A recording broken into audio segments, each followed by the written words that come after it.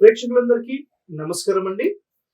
ఈరోజు ఈరోజు వరకు ఎవ్వరు చెప్పనటువంటి ఒక కంటెంట్ మీరు ఏ ఛానల్లో కూడా ఈ ఇన్ఫర్మేషన్ ఈ రోజు వరకు చూడలేదు.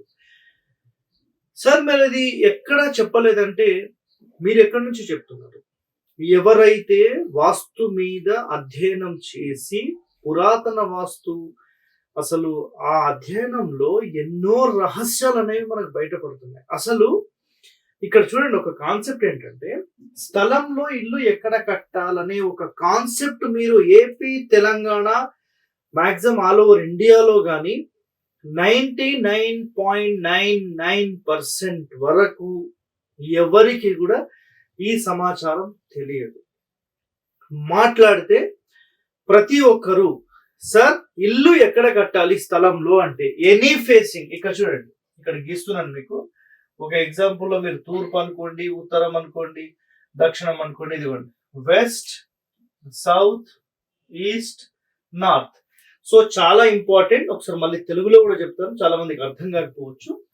తూర్పు, దక్షిణము, పడమర, ఉత్తరం. సో 4 డైరెక్షన్స్ లో మీకు ఎప్పుడైతే ఒక స్థలం, పోనీ ఒక పడమర రోడే అనుకోండి, దక్షిణం రోడే అనుకోండి, తూర్పు రోడే అనుకోండి, ఉత్తరం రోడే అనుకోండి, ఏ రోడ్ ఫేసింగ్ అయినా మీకు ప్రతి సిద్ధాంతి చెప్పే మాట ఒకటే, సార్ ఇల్లు మా స్థలంలో ఎక్కడ కట్టాలండి అంటే నైరుతిలో కట్టాలి. క్లియరా? నైరుతిలో కట్టాలి, ఉత్తరంలో ఖాళీ ఎక్కువ పెట్టాలి, తూర్పులో ఎక్కువ పెట్టాలి. అసలు తూర్పులో ఎక్కువ ఖాళీ పెట్టాలనేది ఏ శాస్త్రంలో రాసి ఉంది? పోనీ రాసి ఉంది, ఏ ఫేసింగ్ కి రాసి ఉంది? అది ఏ కండిషన్, ఏ ప్రమాణం ప్రకారం రాసి ఉంది? దీని గురించి ఎవరన్నా అధ్యయనం చేశారా ఈ రోజు వరకు? ఎవరు కూడా అధ్యయనం అనేది చెయ్యలేదు. నిజంగా మీరు అధ్యయనం చేసుంటే ఇట్లా ఉండేది కాదండి. బ్లైండ్ గా కొన్ని ఏదో ఒక పాయింట్ తీసుకొని, ఆ పాయింట్ తీసుకొని రుబ్బుతూ అటు ఇటు రుబ్బుతూ అవే తీసుకుని వెళ్ళిపోతున్నారు. మన మహర్షులు ప్రజలందరూ బాగుండాలని ఎన్నో రహస్యాలను బయటికి తీసుకొచ్చారు. మరి అవన్నీ ఎక్కడ పోతున్నాయి? కనుమరుగు అయిపోతున్నాయి. మీరు అర్థం చేసుకోండి, ఇక్కడ ఒక స్థలంలో నైరుతిలో కట్టాలనేది ఏ శాస్త్రంలో చెప్పబడలేదు. It's a clear cut word. So వీటికి సంబంధించిన డీటెయిలింగ్ ఇన్ఫర్మేషన్ నేను మళ్ళీ నెక్స్ట్ ఒక ఎపిసోడ్ చేస్తాను. ఈరోజు స్థలంలో ఇల్లు ఎక్కడ కట్టాలి అంటే 100% నైరుతి అనేది తప్పండి. ఓకే, అన్నిటికంటే top most and the best way మనం స్థలంలో ఎక్కడ కట్టవచ్చు అంటే ఈశాన్యం వైపుకు జరిపి కట్టాలి. దక్షిణంలో ఖాళీ ఎక్కువ ఉండాలి, పడమరలో ఎక్కువ ఉండాలి. సార్ ఈ వీడియో చూస్తేనేమో మీరు కంప్లీట్ గా డిఫరెంట్ చెప్తున్నారు. అసలు ఈ రోజు వరకు ఎవరన్నా కట్టారా?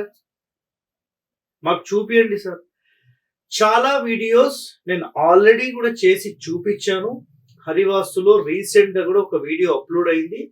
దక్షిణంలో 150 అడుగులు తో ఒక ఇంటి నిర్మాణం అని అప్లోడ్ కూడా చేశాను. సార్ మరి మీరు ఒకవేళ అది ప్లాన్ ఇచ్చారేమో, వాళ్ళ పరిస్థితులు ఎలా ఉన్నాయి మాకు ఒక 1-2 ఇయర్స్ చెప్పండి. 70 సంవత్సరాలు ఆ ఇంటి లోపల నివసించిన వ్యక్తులు చుట్టుపక్కల మొత్తం గ్రామాలలో, ప్రాంతాలలో వాళ్ళదే పై చెయ్యి, వాళ్ళు చెప్పిందే వేదం, ఆ విధంగా ఆ ఇల్లు నడిచిందంటే మరి ఇంకా దానికంటే ఎగ్జాంపుల్ మీకు ఇంకేం కావాలి? శాస్త్రంలో చెప్పిన ప్రకారం అక్కడ కనిపించింది. నేను డైరెక్ట్ గా వీడియో కూడా తీసి మీ ముందు పెట్టాను. ఇంకేం కావాలి? ప్రతిదానికి ఆధారం మాట్లాడుతున్నాడు సార్. నేను ఆధారం ఇస్తున్నాను, ప్రాక్టికల్ చూపిస్తున్నాను. ఇంకేం కావాలి? అసలు మీకు ఒక్కటి చెప్తే సరిపోదు. ఇంకా ఆధారం ఉందా? సరే ఆధారం పెట్టాను. ఎక్కడన్నా ప్రూఫ్ ఉందా? ప్రూఫ్ పెట్టాను. నెక్స్ట్ ఏంటి? మూసుకొని కూర్చుంటారు. సార్ ఎందుకు ఈ హరివాస్తు అనే వ్యక్తి వీటి మీద పరిశోధన చేసి మనకు చెప్తున్నాడు, మనము పరిశోధిద్దాం అని మీరు ముందుకు రండి సార్. మీరు వస్తే ఇంకా ఎంతో మనం నేర్చుకోవడానికి అవకాశం అనేది ఉంటుంది. అర్థమైందా? సో ఇక్కడ చూడండి, క్లియర్ కట్ గా ఇక్కడ నేను మీకు ఏదైతే ఈశాన్యం అని చెప్పానో 100% ఈశాన్యంలో మనం పెట్టవచ్చు. దానివల్ల ఎలాంటి ఇబ్బందులు లేవు. బట్ ఇక్కడ కండిషన్స్ ఏంటంటే 100% మీ పేరుకి ఏ వర్గ్ అయితే ఉంటుందో ఆ వర్గు ప్రకారం మాత్రమే మీరు ఇంటి నిర్మాణం చేయాలి. ఓకేనా? సో వర్గుల ప్రకారం డీటెయిలింగ్ ఇన్ఫర్మేషన్ కూడా నేను త్వరలో ఒక ఎపిసోడ్ రూపంలో నేను అందిస్తాను. సో అప్పటి వరకు ఇక్కడ చూడండి, స్థలంలో వచ్చేసేసి ఈ మొత్తం స్థలంలో మన ఇల్లు ఫస్ట్ పాయింట్ ఉత్తరానికి వేసి కట్టొచ్చు. క్లియరా? నెక్స్ట్ పాయింట్ పడమరలో ఎక్కువ ఖాళీ పెట్టి ఈశాన్యానికి వేసి కట్టొచ్చు. ఇది కూడా నంబర్ 1. నెక్స్ట్ పాయింట్ ఉత్తరము దక్షిణం సమానమైన కొలతలు వేసి తూర్పు వైపు జరిపి పడమర ఖాళీ ఎక్కువ పెట్టి కట్టొచ్చు. దాని తర్వాత నైరుతి వైపుకు జరిపి కట్టొచ్చు. దాని తర్వాత పడమర దక్షిణం వైపు జరిపి కట్టొచ్చు. అంటే తూర్పు పడమర సమానమైన ఖాళీలు ఉండాలి, ఇలా కట్టొచ్చు. నైరుతి వైపుకు జరిపి తూర్పు ఈశాన్యం అంటే తూర్పు ఉత్తరం ఖాళీ ఎక్కువ పెట్టి కట్టొచ్చు. కేవలం పడమర మధ్య స్థానంలో పెట్టి తూర్పులో ఎక్కువ ఖాళీ ఉంటుంది, ఉత్తర దక్షిణాలు సమానంగా ఉంటాయి, ఇలా కూడా కట్టొచ్చు.